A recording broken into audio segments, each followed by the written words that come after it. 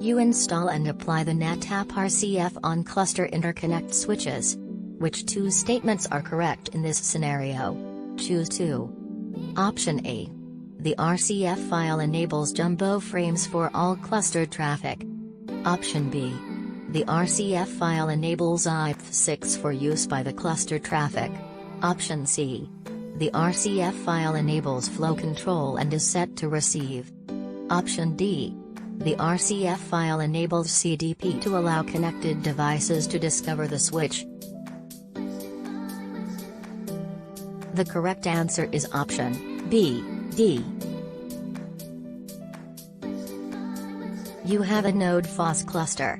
You are using the volume move command to relocate a volume from an aggregate on node to an aggregate on node. Option D. In this scenario, which network is used for the traffic being relocated? Option A. The Node Management Network. Option B. The HA Interconnect. Option C. The Intercluster Network. Option D. The Cluster Interconnect. The correct answer is option B. You are installing a new cluster with a pair of NetApp CN switches. Which three statements describe how the ports are configured according to NetApp best practices? Choose 3. Option A. Ports 13 to 16 are designated as cluster host ports.